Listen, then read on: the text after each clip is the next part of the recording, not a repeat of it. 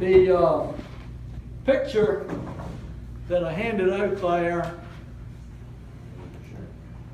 Grant arrived at City Point, which is today's Hopewell, on the 15th of June of 1864. Now, initially, he did not have that cabin built. He stayed in a tent. Some say it's because he wanted people to think that it wasn't going to take the Yankee Army very long to defeat the Confederates. It may have been several months later when it started to get cool, but he was called to a meeting in Washington, and while he was gone, some of his subordinates put that cabin up, and that was his sleeping quarters and his headquarters. Grant's wife encouraged Grant to invite President Lincoln to come down to City Point. He resisted initially. He said, he's a commander-in-chief. If he wants to come, he can just say, I'm coming. And she said he might think that he'd be interfering if he imposed himself on you. So that's how the invitation was extended by General Grant at the urging of his wife, Julia. Now, the book was not clear as to whether they invited old Abe's family. But anyhow, Mary Todd, who I think didn't like having him away, invited herself probably. So, since she also brought her dressmaker, and they decided to travel in the River Queen, a paddle wheel steamer, and it was to be accompanied by the Navy ship USS Bat. They left Washington at about 1 o'clock on the 23rd of March. They arrived at Fortress Monroe at 11:45 the next day. Got to City Point about 9 o'clock that night, and Grant and President Lincoln conferred for about 2 hours. On the next day, the presidential party got on that U.S. military railroad and they took a train to Globe Tavern. They disembarked there at 12:15 p.m. The men mounted horses. The ladies rode in an ambulance that had been reconfigured for passenger use. Lincoln reviewed some troops, and he rode on horseback over part of the Fort Stedman battlefield. And one thing, the first time he rode a horse, they put him on this short horse, and his feet almost touched the ground. So thereafter, they put him on a larger horse. They returned to City Point that night. On the 26th of March, Major General Phil Sheridan visited Grant. And there had been some talk about sending his cavalry to be with Joseph Johnston's Army of Tennessee down in North Carolina. Sheridan was much opposed to that, and he persuaded Grant to keep him up in Virginia with the Army of the Potomac. The River Queen departed at 11:30 a.m.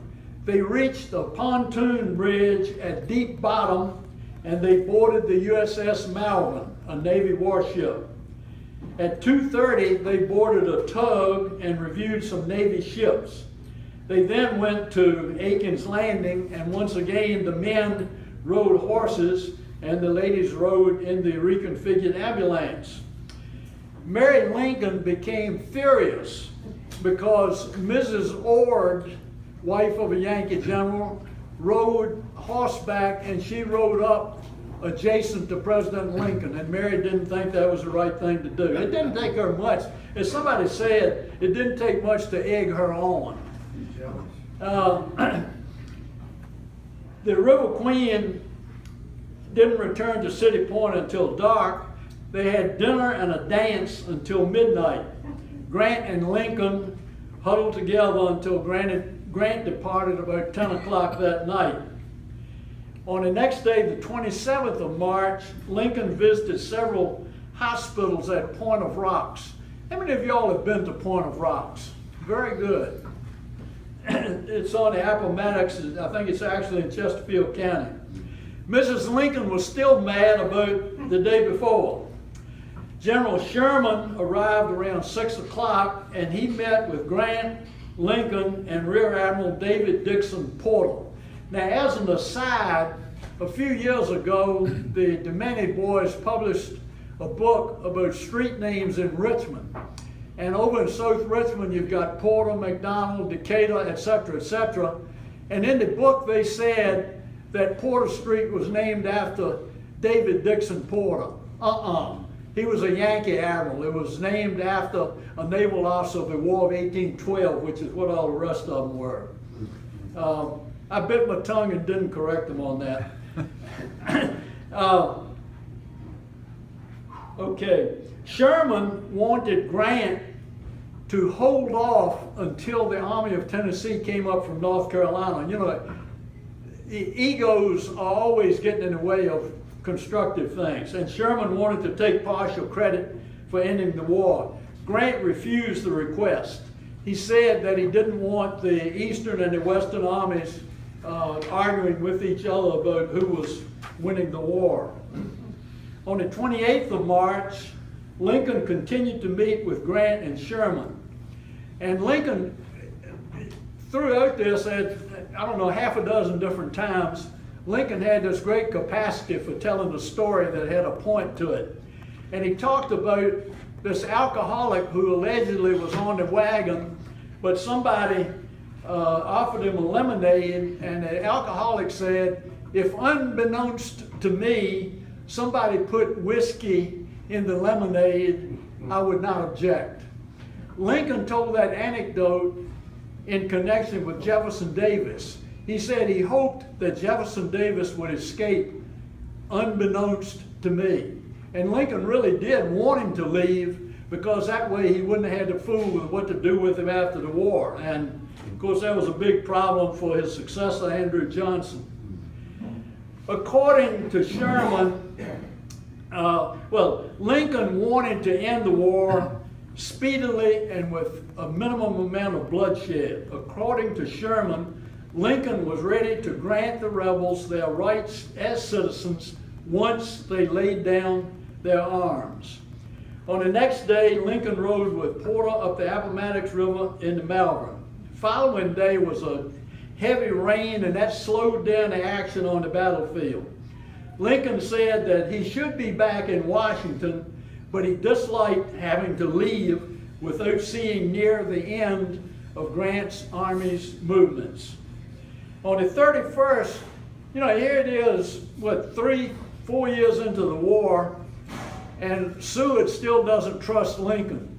Seward comes down uninvited, unannounced, and everything else, and he had some feeling, he was afraid that Lincoln was going to be too easy and reach some sort of a negotiated peace with the rebels. And Seward wanted to see that that didn't happen. He obviously didn't learn a lesson well when initially Lincoln took office, and Seward tried to treat Lincoln like he was a figurehead and he was really going to be calling the shots. Lincoln, several times during this 2-week period, he would send messages to the War Department, or would forward Grant's messages to the War Department, and would also send some of them to the news media. I guess he was abiding by Mark Twain's statement, never argue with anybody who orders ink by the barrel. On the 1st of April, Major General Carl Schurz visited Lincoln. Lincoln offered him a chance to return to Washington on the Army steamer Monahasset. Lincoln, here he is down there, he's hoping the war is going to end, he's conferring with Grant, with Sherman, with Sheridan, and everything else, but nothing got in the way of him sending 2 messages to Washington saying, Miss Lincoln's going to arrive out tomorrow morning, make sure that her carriage is there to pick her up. So he knew how to manage things.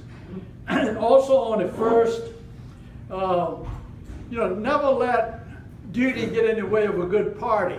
April 1st was the day that George Pickett decided that he didn't need to be at Five Forks, and he goes to a shad bank. and they overrun Five Forks at that point. And he also, not only did he leave, but he did not leave anybody in charge. He did not name anybody to be in charge while he was off at the shad plant. And they had what is described as an acoustic shadow that he could not hear wherever they were. He couldn't hear the gunfire going on. On the 2nd of April, you mentioned the Hill Monument. A.P. Hill was killed on that day. The breakthrough of the 6th Corps forced the abandonment of both Petersburg and Richmond. Navy Captain Charles Bingham Penrose remarked that Lincoln looked very happy when he received the news of that. Lincoln went to the front and saw some of the fighting from a distance. He telegraphed congratulations and thanks to Grant. On the 3rd of April, the Confederate ironclads close to Richmond were blown up. The explosion of Virginia 2 was heard by Lincoln and Admiral Porter aboard the River Queen. After 2 more explosions, Porter said, "That is all of them." Lincoln commented to Penrose, "The end of the war is now in sight." A Yankee picket, James Ford of the 60th Ohio of the 9th Corps, crawled up to the Confederate fortifications, the lines near Petersburg, and he saw that they had been abandoned. He said, "Come on, boys, the Johnnies are gone." Lincoln received a message from Grant announcing the occupation of Petersburg. Lincoln caught a train, met Grant at 21 Market Street in Petersburg. They had a 90-minute meeting. Grant said that Sherman was not coming from North Carolina, as Grant wanted no tension between the Eastern and Western armies. Now, while he was on horseback, Admiral Porter's horse was rambunctious. Lincoln said, "You missed your calling. You should have been a circus rider." Lincoln said, "I don't think there's another man in the country who could ride that horse half a mile." Porter made a big deal about wanting to buy the horse. And Lincoln, puzzled, said, "Why?" Porter said, "I'd shoot him and nobody else would have to ride it."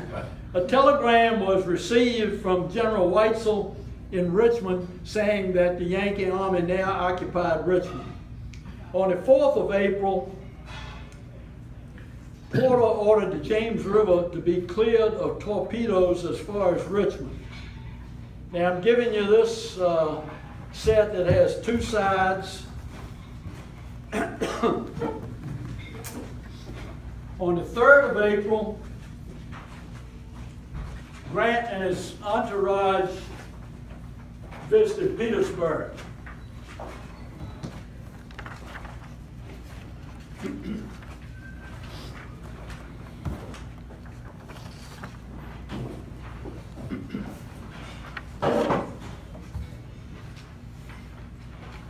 And on the map there, in that small print, you can see how they progressed. They got off the train, they met Captain Robert Lincoln. This is another aside. Robert Lincoln wanted to be in the Army. Mrs. Lincoln didn't want to run the risk, but they did get him a commission and he put him on Grant's staff. So they got off a train at number 1 on the map there, and then they proceeded to the north. They need to put out a large print edition of that book. Lincoln and his party went through some battle scenes, and they saw a lot of bodies. I think this was an eye-opener for some of the folks. Then in number 3, Lincoln greeted by halted soldiers from the 1st Brigade, 2nd Division of the 9th Corps. That's number 3. Number 4 was when Lincoln met Grant at that house on Market Street in Petersburg. Number 5, Lincoln views buildings struck by Union artillery. And then number 6, they took leave of Robert and they returned with their party to City Point. Now, on the 4th of April, the next day, Porter ordered the